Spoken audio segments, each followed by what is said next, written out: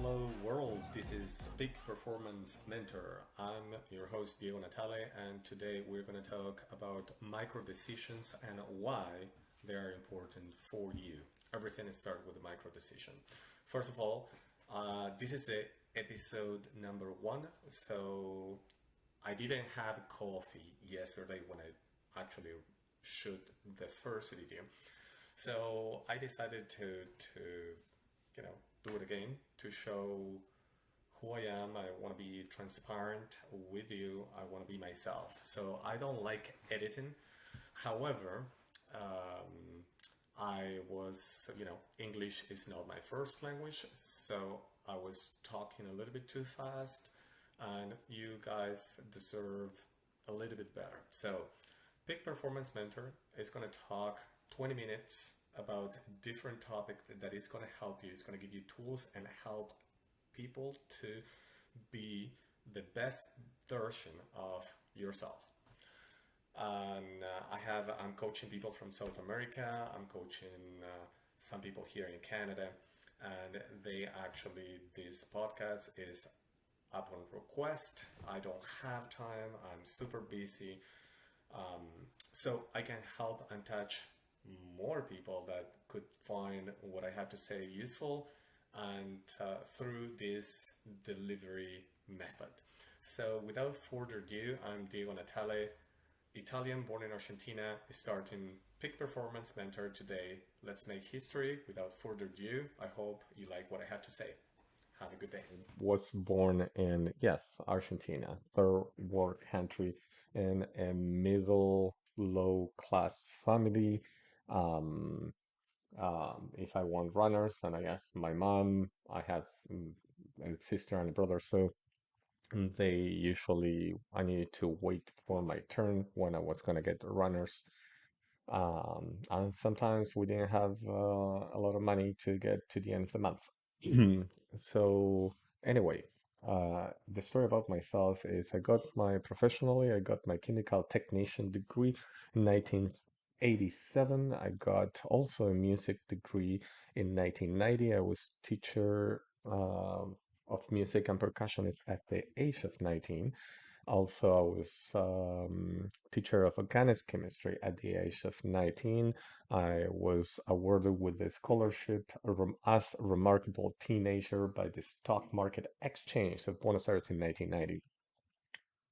I won a national competition to play for the Argentinian National Philharmonic Orchestra in 1991. I got my chemical engineer degree, expertise in hydrocarbons, industrial processes, was a 6 years extended lab program.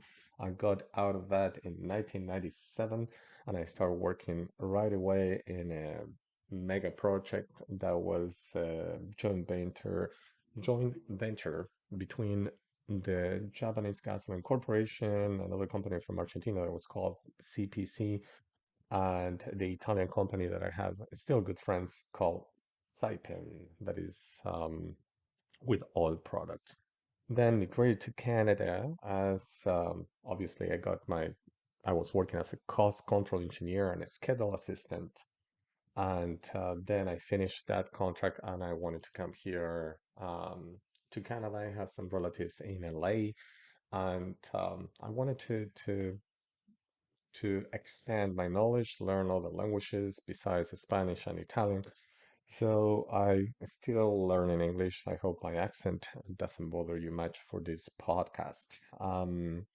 So I migrated to Canada as an independent professional with all the papers. I was a prodigy down there in Argentina, very successful, young professional, everything you can expect. And when I got here to Canada, I couldn't find a job, not even as yes, I got in Starbucks, listed for a day, and I decided that that was not what I came here to do. So I found a better job, and I think my first job was in Statistic Canada. And anyway, I work also as a researcher for the Ministry of Environment because I got my master's degree here. as a resource management at Simon Fraser University with expertise in toxicology from, well, in Vancouver, BC, where I was 16 years there. That was in 2007.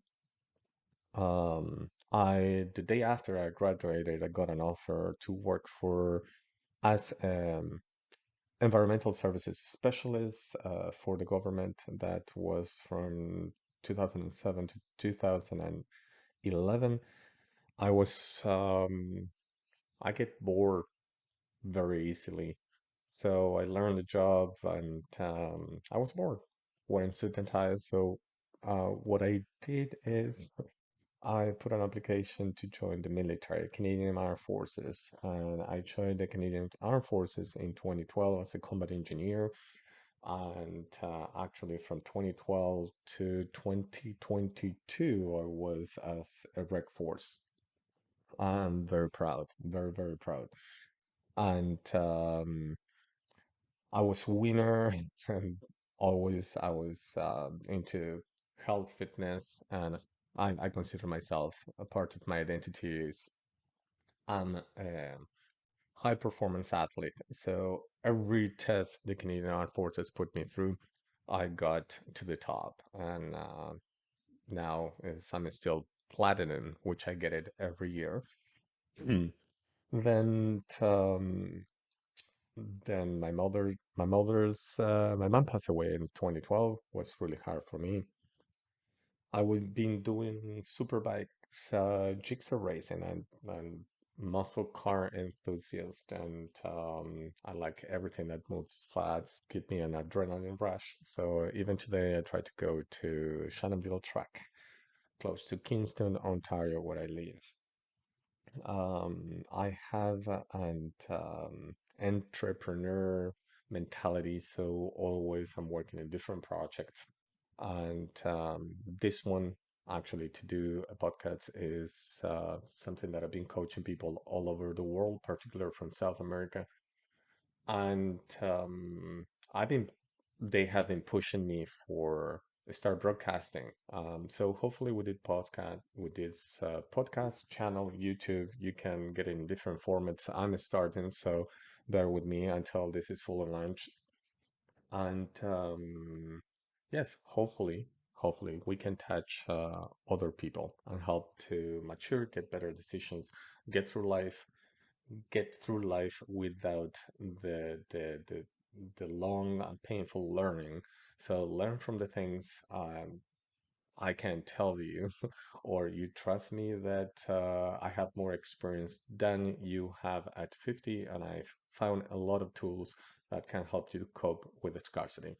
So without further ado, today I want to tell you, and I was singing about micro decisions, right? And before we start, there is something very important. Is everybody thinks that every small decision that they make during the day, it it doesn't really matter. It doesn't really matter as the sugar you put in your coffee. It doesn't really matter when someone asks you if you want to have a piece of uh, chocolate to try, or someone offer you a pop with sugar, and suddenly you are not drinking, or you got a free lunch, but you got a hot dog with a lot of bread, and actually all processed food were nothing good for your diet. So, and you're trying to lose weight. Let's say that you are constantly making micro decisions. Those decisions relate. I'm a science person, so I'm going to relate with the Newton's third law. And what the Newton's third law says is for every action, there is an equal and opposite reaction. So for every decision you make, let's say you got a free coffee. Wow, excellent. You got a free coffee, but that coffee has already sugar because somebody put sugar in that coffee. And that happened to me. I ordered coffee. They give it to me with sugar. I didn't want it. I give it to someone else's. Because it's free, you take it. How well, I said, well, it has sugar. an extra calories, but what is going to happen? Well, what is going to happen is if you don't have a set or rules, and that's something that is micro decisions are linked with mental programming and they're linked with your operating system. We're going to talk about these things in other episodes.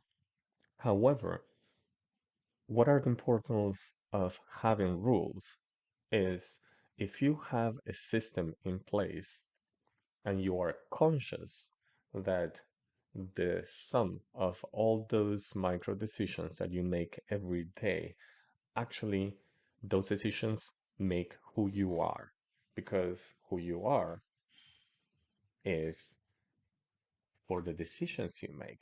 And it takes a long time for a lot of people to realize this because you wake up every day, you kind of know what decisions you want to make, but you don't have an operating system. And what is an operating system?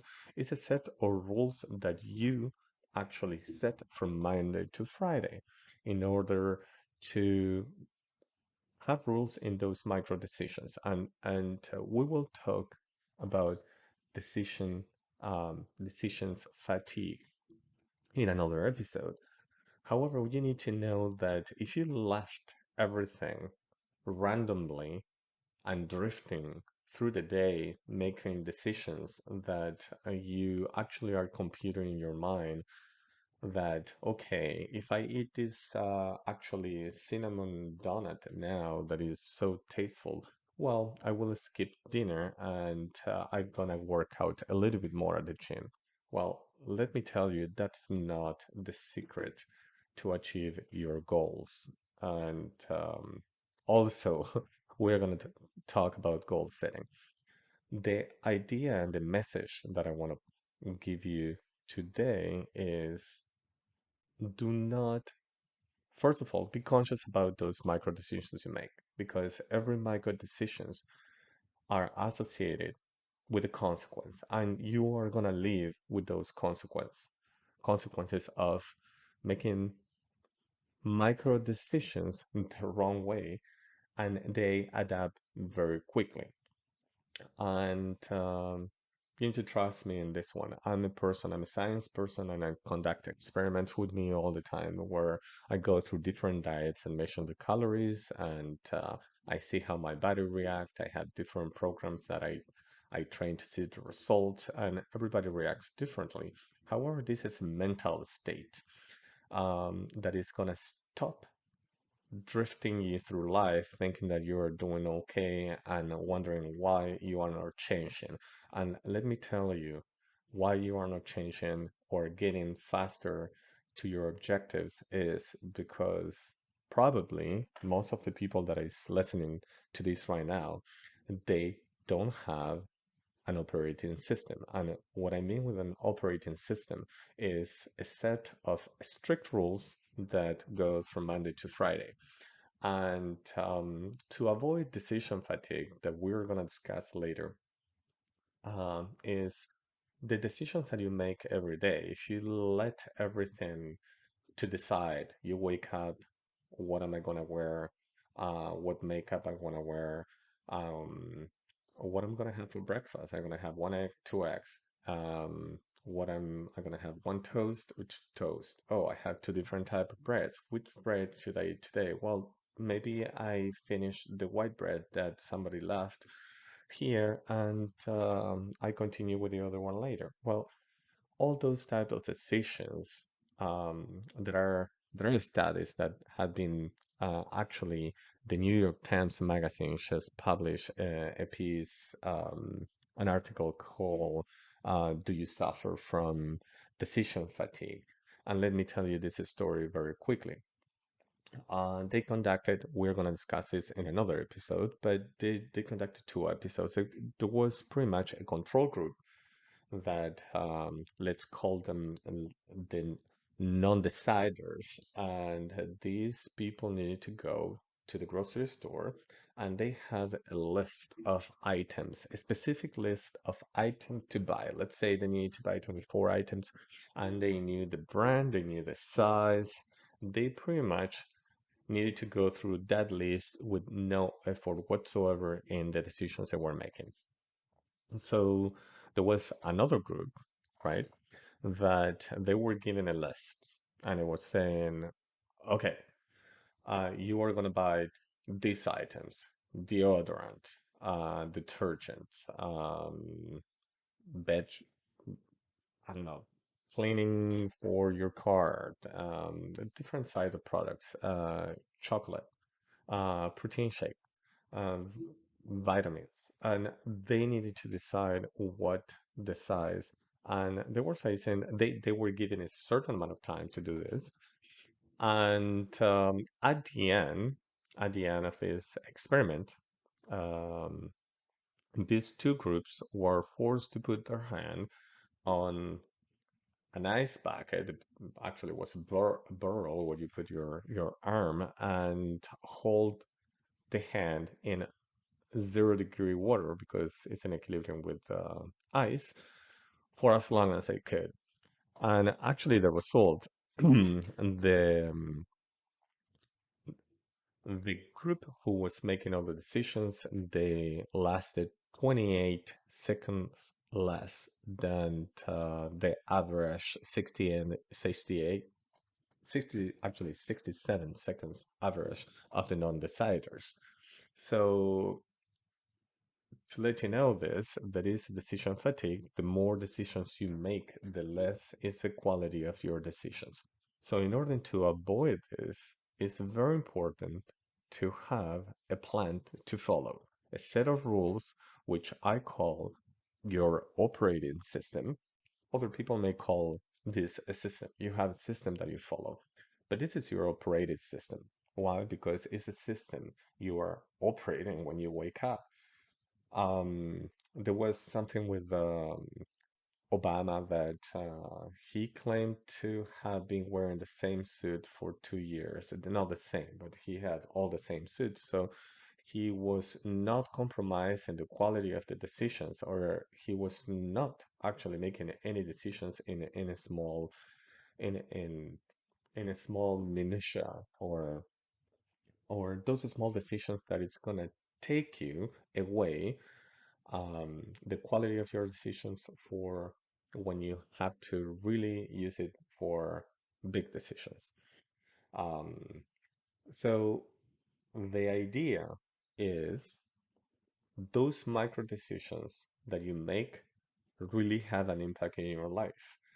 And those micro decisions, they converge in who you are. And this is how things work.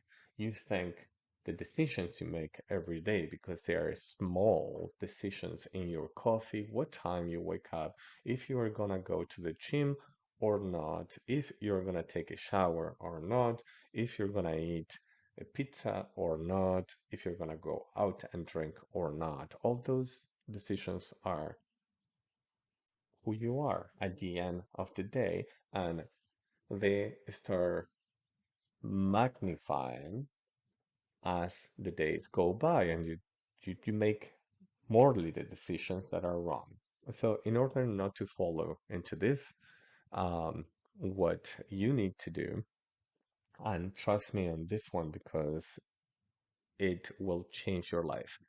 What you need to do is create an operating system, and we go into what I call also mental programming. What you need to do is program from Monday to Friday what you're gonna wear, what you're gonna eat during breakfast. If the days you're gonna go to the gym, just make an schedule. Make that schedule optimal. And I will help you to do that. And I give you some advice through so many other episodes that we are gonna discuss. However, those micro decisions are gonna be regulated through your operating system. If you know what you're gonna wear, I have like today I'm wearing a pink shirt, but usually I have like 30 white shirts. And some people tell me, why you're always wearing white shirts? Well, I have white shirts and I have black shirts. Why? Because I don't want to think what I'm gonna wear. If I'm wearing this shirt, then I put a hat, and if I don't know, I'm very Italian or metrosexual, where I care and I care matching and how it looks. So I don't want to be wasting my mental power in small decisions that will not have an impact. So I wear pretty much everything that I have, or most of what I have is white, black, and exchangeable. I have the same breakfast every day. I wake up at 5 in winter and 5:45 now that the day is a little bit better here in Canada because we are in summer since a few days ago.